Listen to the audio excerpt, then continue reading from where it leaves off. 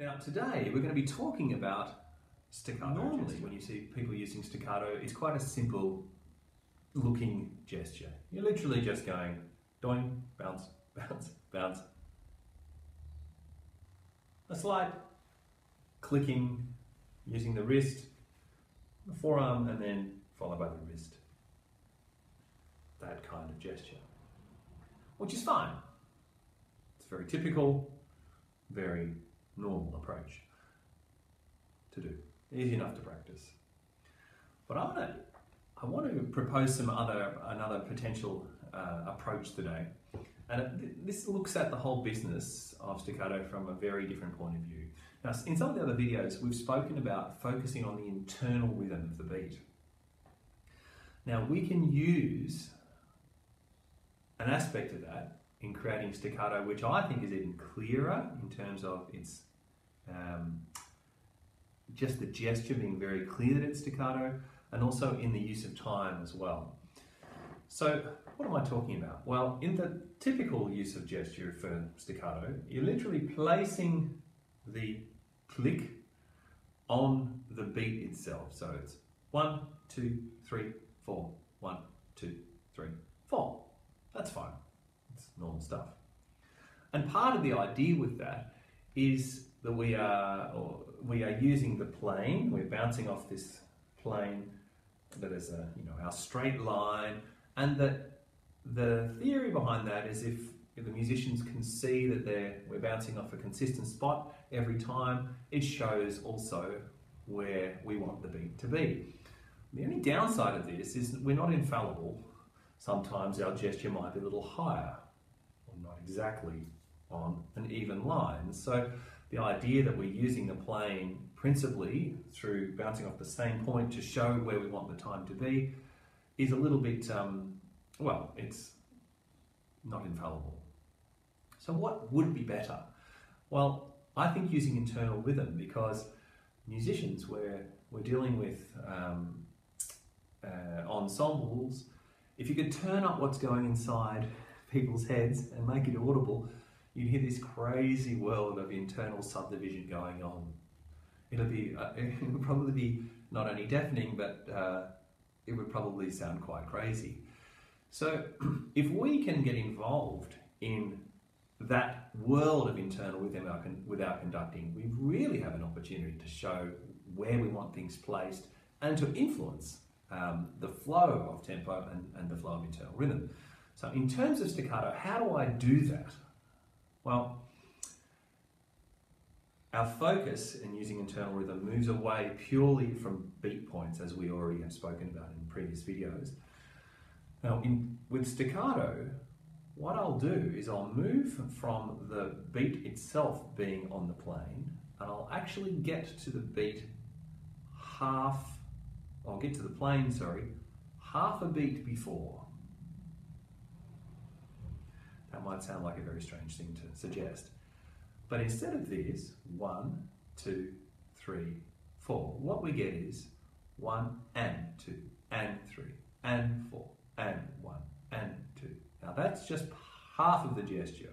What I'm doing is using my arm to get me to the beat point, half a beat before, and now I'll add the final bit to it, which is the actual release of the staccato moment on the beat itself.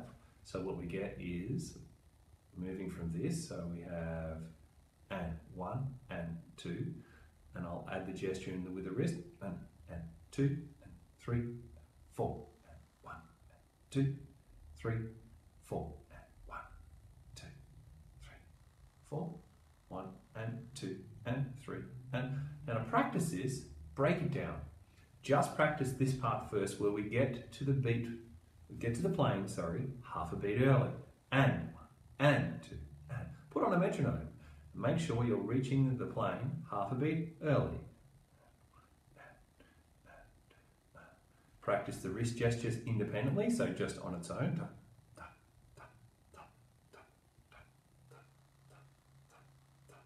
Let's just do it up and down. So we go and 1, and 2, and then we add the wrist, and 1, and 2, and 3. You can see I'm placing the wrist moment at the bottom.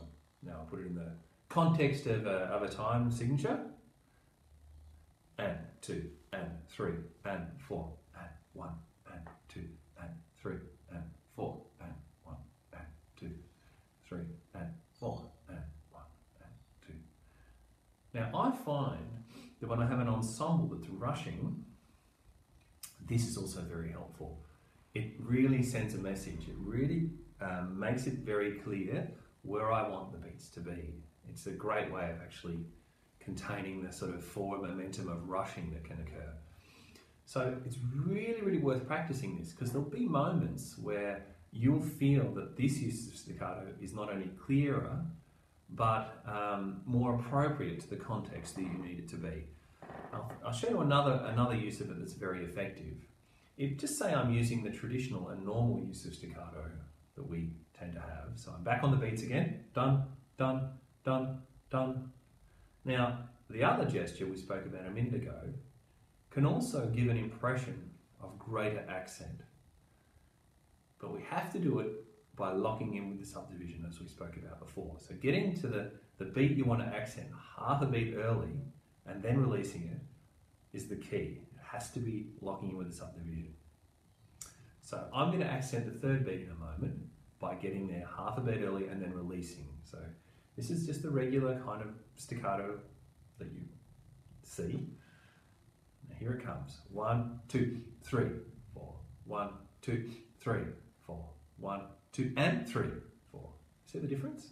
Suddenly you get a very clear sense of accent. 4, 1, 2, 3, 4. It's as though I've gone collecting energy, release. So it's very helpful for accenting. Okay, I think that's given you some stuff to practice. So try those things out. Try and be able to do both styles of gesture, both styles of staccato gesture, and then see if you can move between the two. But I particularly recommend that when you practice the one where we get to the plane early, that you break it down into steps. Use forearm first of all, getting into 2 even halves.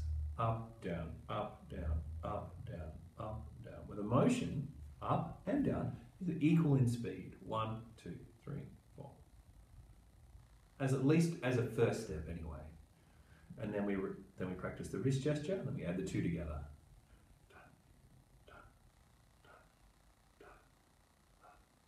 And then we can adapt that, grow it, and develop it further in the future. Good luck.